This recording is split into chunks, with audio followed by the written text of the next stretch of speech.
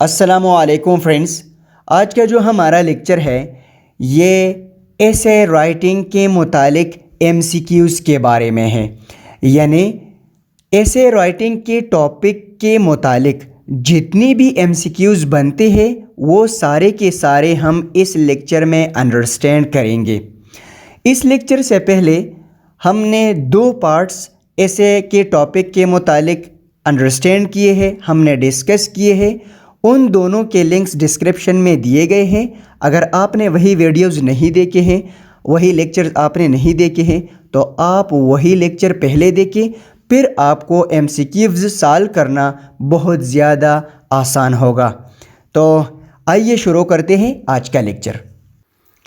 Question number 1 है कि ऐसे का जो टर्म है ये कौन सी लैंग्वेज से है। करेक्ट ऑप्शन हमारे पास है French language. Option C correct answer है। ठीक है, क्योंकि ऐसे का जो टर्म है ये फ्रेंच लैंग्वेज के वर्ड एसेयर से निकला है, तो करेक्ट ऑप्शन हमारे पास क्या है, फ्रेंच लैंग्वेज। नेक्स्ट हमारे पास है कि जो ऐसे का टर्म है ये कौन से वर्ड से निकला है। ठीक है, तो जैसे कि पहले भी हमने बताया कि ये फ्रेंच लैंग्वेज के वर्ड एसेयर से निकला है, तो करेक्ट ऑप्शन हमारे पास क्या है, ऑप्शन बी एसेयर। नेक्स्ट हमारे पास है dash is called the father of essay. किस बंदे को फादर ऑफ एसे कहा जाता है। ठीक है, तो करेक्ट ऑप्शन हमारे पास है फ्रांसिस बैकन। फ्रांसिस बैकन को एसे का फादर कहा जाता है, फादर ऑफ एसे कहा जाता है। ठीक है, नेक्स्ट हमारे पास है कि द टर्म एसे मीन्स, कि एसे का जो टर्म है, एसे का जो वर्ड है, इसका मतलब क्या है, इसका माना क्या है। ठीक है, तो इसका माना ट्राई भी है और अटेम्प्ट भी है, दोनों है। लेकिन अगर हम यहाँ पर देखें ना ऑप्शन डी को, तो ऑप्शन डी में लिखा है कि ए एंड बी यानी दोनों, तो करेक्ट ऑप्शन हमारे पास क्या बनता है, वो होता है ऑप्शन डी, क्योंकि ऑप्शन ए और ऑप्शन बी दोनों ठीक है, तो डी जो हमारे पास जो है वो करेक्ट ऑप्शन है कि ऐसे के टर्म का मतलब ट्राई भी है और अटेम्प्ट भी है। नेक्स्ट हमारे पास क्या है, द स्ट्रक्चरल कंपोनेंट्स ऑफ ऐसे इज आर, यानी कि ऐसे का जो स्ट्रक्चरल कंपोनेंट्स है वो कौन कौन से हैं। ठीक है, तो ऐसे के स्ट्रक्चरल कंपोनेंट हमारे पास इंट्रोडक्शन, बॉडी और कंक्लूजन तीनों है, तो करेक्ट ऑप्शन क्या हो गया, option D, all of the above. Next हमारे पास है कि this statement is written in dash, कि जो ऐसे का थीसिस स्टेटमेंट होता है वो कौन सी जगह पर लिखा जाता है, वो इंट्रोडक्शन में लिखा जाता है या बॉडी में लिखा जाता है या कंक्लूजन में लिखा जाता है। तो तीस स्टेटमेंट हमेशा इंट्रोडक्शन में लिखा जाता है। करेक्ट ऑप्शन क्या है, ऑप्शन ए, इंट्रोडक्शन। नेक्स्ट हमारे पास है कि dash represents the whole essay. Topic sentence, supporting sentence, supporting evidence या थीसिस स्टेटमेंट, तो करेक्ट ऑप्शन हमारे पास है थीसिस स्टेटमेंट। थीसिस स्टेटमेंट वो एक सेंटेंस या एक से ज़्यादा सेंटेंसेस होते हैं जो पूरे ऐसे को रिप्रेजेंट करता है, उसे थीसिस स्टेटमेंट कहा जाता है। तो करेक्ट ऑप्शन हमारे पास क्या है, option D, thesis statement.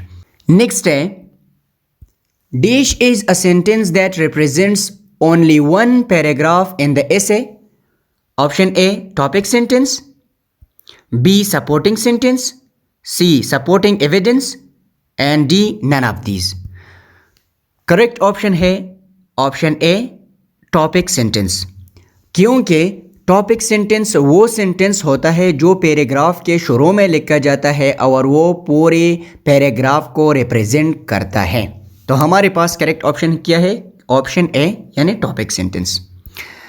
Next हमारे पास है dash is an essay that discusses an issue और अ प्रॉब्लम, तो करेक्ट ऑप्शन हमारे पास क्या है, ऑप्शन डी, डिस्कर्सिव एसे। डिस्कर्सिव एसे वो एसे होता है जो किसी प्रॉब्लम या किसी इश्यू को फैक्ट्स एंड फिगर्स के साथ डिस्कस करता है, एक्सप्लेन करता है, तो उसे डिस्कर्सिव ऐसे कहा जाता है।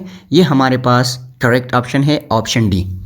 नेक्स्ट है, dish is an essay that discusses both positive and negative aspects of the topic. तो करेक्ट ऑप्शन हमारे पास क्या है, वो है आर्ग्यूमेंटेटिव एसे। आर्ग्यूमेंटेटिव एसे वो ऐसे होता है जिसमें किसी टॉपिक के दोनों साइड्स को पॉजिटिव और नेगेटिव एस्पेक्ट्स को डिस्कस किया जाता है, या जिसमें दो कंट्राडिक्टरी आइडियाज़ डिस्कस किए जाते हैं, तो उसको हम आर्ग्यूमेंटेटिव एसे कहते हैं। यहाँ पर हमारे पास करेक्ट ऑप्शन क्या है, ऑप्शन बी, आर्ग्यूमेंटेटिव एसे। नेक्स्ट है, dish is an essay that convinces the readers. वो कौन सा ऐसे है जो रीडर्स को किसी टॉपिक पे, किसी आइडिया पे कन्विंस करता है, परसुएट करता है, तो उस ऐसे को हम कहते हैं परसुएसिव ऐसे। हमारे पास करेक्ट ऑप्शन क्या है, वो है ऑप्शन डी, परसुएसिव ऐसे। नेक्स्ट है, डिश इज़ एन ऐसे that explains a historical event और अ बायोग्राफी। तो हमारे पास करेक्ट ऑप्शन क्या है, वो है नरेटिव ऐसे। ठीक है, नरेटिव ऐसे वो ऐसे होता है जो किसी हिस्टोरिकल इवेंट, किसी की बायोग्राफी, किसी स्टोरी या किसी पास इवेंट को डिस्कस करता है, बयान करता है, एक्सप्लेन करता है, तो उस ऐसे को हम कहते हैं नरेटिव ऐसे। तो हमारे पास यहाँ पर करेक्ट ऑप्शन क्या है, वो है ऑप्शन सी, क्योंकि ये बायोग्राफी और इवेंट या हिस्टोरिकल इवेंट को डिस्कस करता है। नेक्स्ट हमारे पास जो है वो है कि डिश इज़ एन ऐसे that describes a person, place और थिंग। जो किसी वो ऐसे जो किसी बंदे, किसी जगह या किसी चीज़ को डिस्क्राइब करता है, तो उसे कहते हैं डिस्क्रिप्टिव ऐसे। ठीक है, करेक्ट ऑप्शन हमारे पास क्या है, वो है option A, descriptive essay. Next हमारे पास जो है वो है कि facts, figures, statistics, examples and references are given. कौन से जगह पे ये फैक्ट्स, फिगर्स, स्टैटिस्टिक्स, एग्जाम्पल ये दिए जाते हैं? ऑब्वियसली ये हमारे पास जो बॉडी पैराग्राफ्स होते हैं उसमें evidence, statistics, facts and figures दिए जाते हैं। तो हमारे पास करेक्ट ऑप्शन क्या है, option B, body paragraph. Last question है कि an essay in which there is a link between sentences and paragraphs is called dash।